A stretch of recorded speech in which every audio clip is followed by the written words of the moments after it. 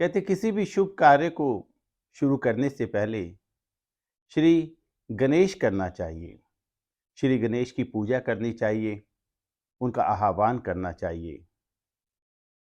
सिद्धि विनायक, मंगलकरण, विघ्नहरण, गुणों के देवता, अनेकों नामों से जाने जाने वाले गणपति जी को ऐसी क्या खास बात है कि उन्हें हर शुभ कार्य से पहले आमंत्रित करना जरूरी है। दोस्तों, बहुत सी चीजें ऐसी होती है जो हम सदियों से करते आ रहे हैं, युगों से करते आ रहे हैं। मगर क्या होता है ना, जैसे एक लाइन में 50 लोगों को हम खड़ा कर दें और लास्ट वाले व्यक्ति के कान में कुछ शब्द बोलें और उसे कहें ये संदेश जो पहला व्यक्ति है वहां तक पहुंचाना है, हर एक के कान में बोल बोलकर, और हर किसी को अपने से आगे वाले व्यक्ति को ये संदेश सुनाना है और आगे पहुंचाना है।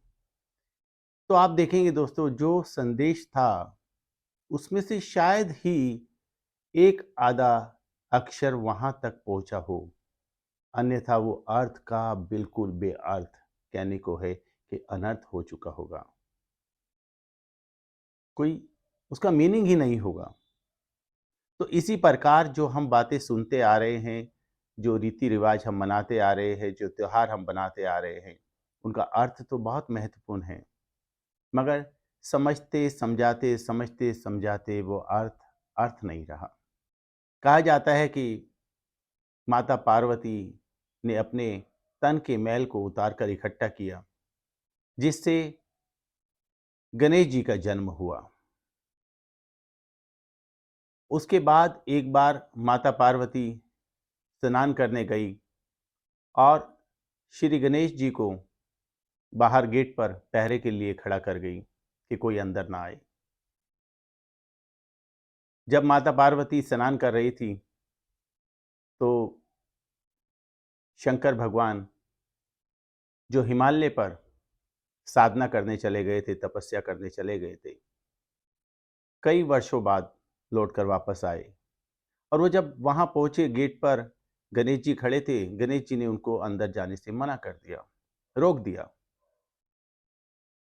ऐसे में भगवान शंकर को क्रोध आ गया, और क्रोध भी इतना जबरदस्त आया कि उन्होंने वहां खड़े बालक को उसके सर को तन से जुदा कर दिया, यानी कि गर्दन से काटकर बिल्कुल अलग कर दिया। मां पार्वती बाहर आई, उन्होंने देखा तो वो चीखने लगी, चिल्लाने लगी, रोने लगी, ये तुमने क्या किया? ये हमारा पुत्र है जिसे तुमने मार दिया।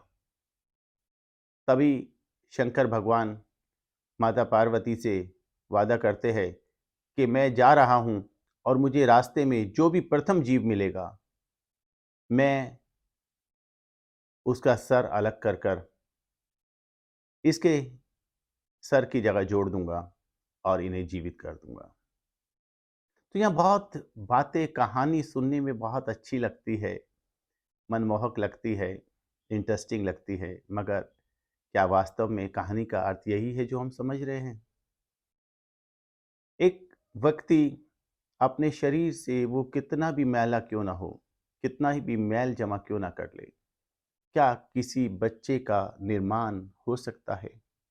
इतना मैल इकट्ठा हो सकता है? यहाँ मैल को इकट्ठा कर कर बच्चे को श्री गणेश को जन्म देने का अर्थ है कि खुद को बॉडी कॉन्शियसनेस से अलग करना, अपने आप को आत्म स्मृति में रखना कि मैं आत्मा हूं, और अपने आत्मा के गुण और संस्कारों को हमेशा स्मृति में रखना। जब हम बॉडी कॉन्शियसनेस को अलग कर देते हैं और सोल कॉन्शियसनेस में आ जाते हैं, तो हमारे अंदर वो गुण समाने लगते हैं जो गणपति जी के बताए गए हैं। सेकंड, भगवान शंकर हिमालय से लौटे, एक व्यक्ति जो तपस्या कर कर आ रहा है, वर्षों की तपस्या कर कर आ रहा है, उसके अंदर इतना भी धीरज नहीं है, इतना भी धैर्य नहीं है कि वो आकर एक बच्चे की छोटी सी बात पर, जिद पर, उस बच्चे का सर तन से अलग कर दे। क्या ये संभव है? लेकिन हमने जैसा सुना वैसा ही मान लिया, उसके अर्थ को जानने की कोशिश नहीं की। तीसरा, कि अगर भगवान ने उसका सर अलग कर भी दिया, तो किसी और जीव के सर को लाकर लगाने की क्या आवश्यकता थी? वो तो भगवान थे, स्वयं उसी सर को वापस जोड़ सकते थे। अगर किसी और का सर लगाकर वहां पर उसे जीवित किया जा सकता है, तो उसी का सर वापस लगाकर जीवित क्यों नहीं किया गया? तो सभी बातों के अर्थ है। गणपति जी को सर से पांव तक इनके जितने भी अंग है, प्रत्येक अंग का महत्व है। सर तन से अलग करना, क्योंकि हम जब बॉडी कॉन्शियसनेस में रहते हैं, तो हम कहीं ना कहीं अपने ओरिजिनल स्वरूप को भूलने लगते हैं। हम सोल कॉन्शियसनेस को भूलने लगते हैं।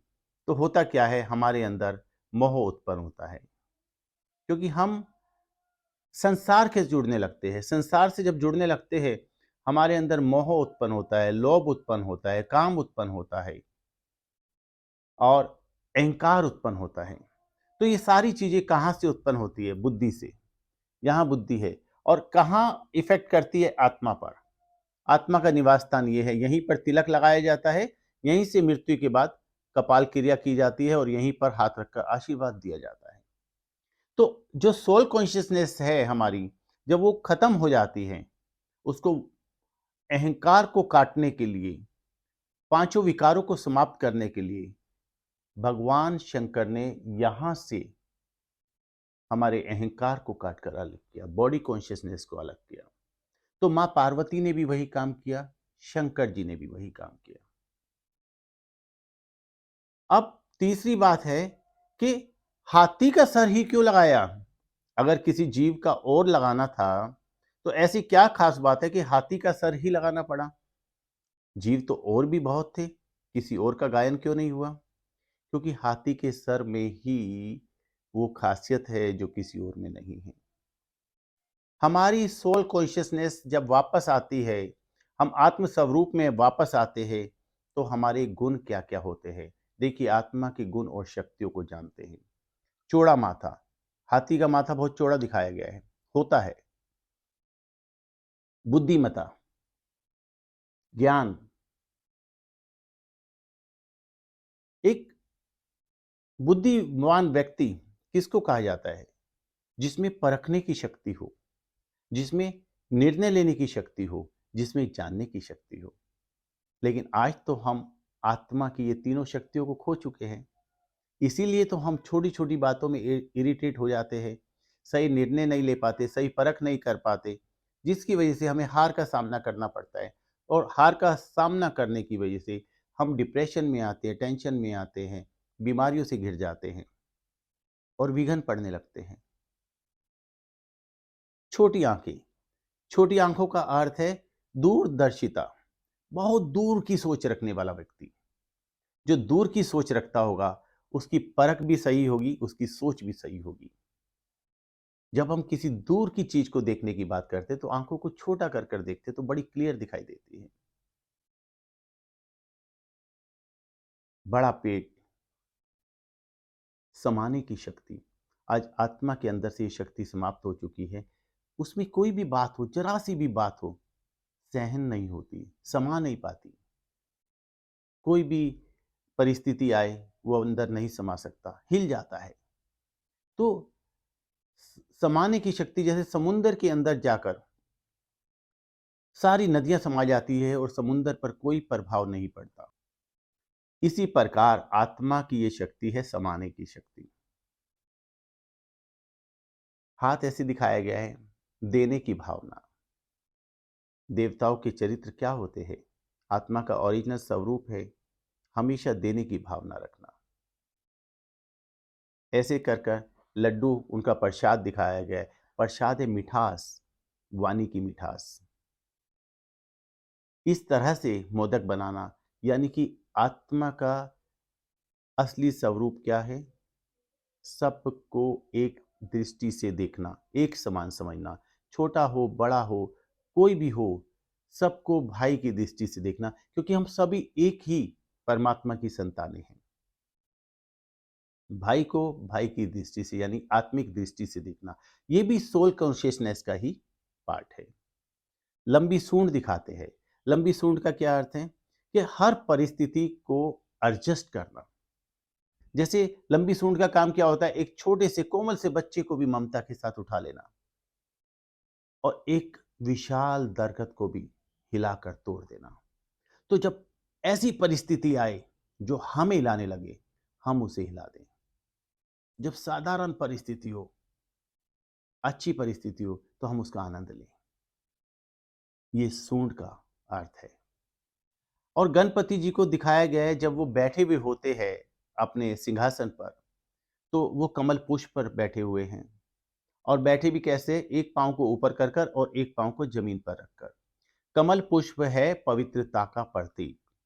आत्माएं जब इस धरती पर आई थी, फुल सोल कॉन्शियसनेस में थी, यानी कि देव स्वरूप में थी। सतयुग की प्रत्येक आत्मा को देवता, देवी देवता ही कहा जाता है, क्योंकि वो एकदम पवित्र थी, संपूर्ण पवित्रता थी, 16 कला संपूर्ण थी, संपूर्ण निर्विकारी थी, मर्यादा पुरुषोत्तम थी, अहिंसा परमो धर्म था उनका।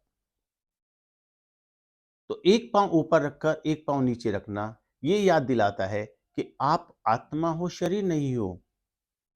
और आप वही आत्मा हो जो परमात्मा के घर से सर्वगुण लेकर आई थी।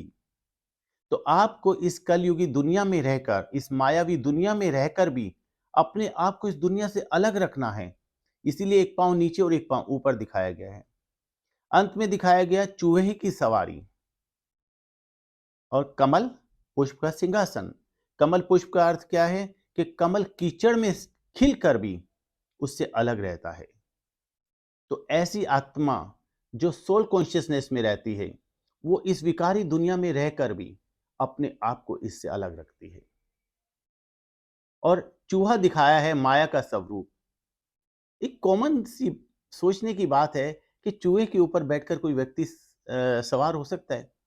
मन में तो बच्चों के यही सवाल उत्पन्न होते होंगे कि उस जमाने में रहे होंगे बहुत बड़े बड़े चूहे, हाथी घोड़े जैसे, आदमी उस पर बैठकर सवार हो सकता होगा।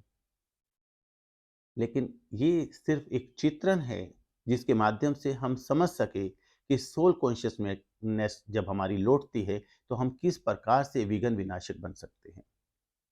तो वो चूहा है माया का प्रतीक। उस चूहे पर बैठकर जब हम सवारी करते हैं तो वो चूहा हमारे इशारों पर चलता है, यानी कि माया हमारे अनुसार चले, हम माया के अनुसार ना चले। माया हमें ना बांध सके, हम माया को बांध कर रख सके। ये चूहे का अर्थ है। तो दोस्तों, कहने का अर्थ ये है, गणपति जी को हर शुभ कार्य से पहले आमंत्रण करना, यानी कि अपनी सोल कॉन्शियसनेस को याद करना, अपने आप को अपने ओरिजिनल स्वरूप में लाना और फिर ईश्वर का ध्यान कर कर किसी कार्य को करना, तो वो कार्य कार्य सिद्ध माना जाता है। ये वही प्रतिमा है गणपति जी की जो सर से पांव तक अगर आप देखेंगे तो बिल्कुल प्योर है। सोल कॉन्शियसनेस के सारे गुण दिखाए गए हैं, ये उनके चरित्र में दिखाया गया है।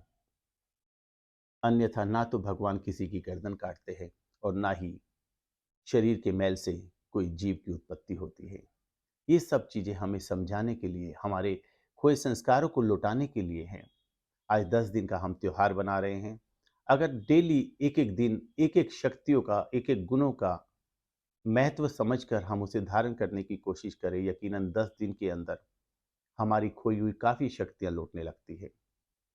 10 दिन तक हम अपने आप को बाहरी दुनिया से अलग रखें, इसी मंथन में रहें कि हमारा ये चौड़ा माथा क्या कहता है, ये छोटी आंखें क्या कहती है, हाथ में दिए अलग अलग अस्त्र शस्त्र क्या कहते हैं, हमारा सिंहासन क्या कहता है।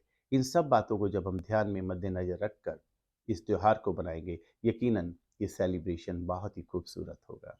तो नमस्कार दोस्तों, अगर मेरा ये वीडियो आपको अच्छा लगे, समझ में आए, मीनिंगफुल लगे, तो आगे भेजना ना भूलिए। मैं इस तरह के बहुत से वीडियो बनाता हूँ। प्रत्येक त्यौहार के ऊपर मेरे यूट्यूब चैनल पर वीडियो है। आपको ये अच्छा लगे तो अन्य त्योहारों के विषय में भी आप जान सकते हैं। तब तक के लिए नमस्कार, धन्यवाद, बहुत बहुत शुक्रिया।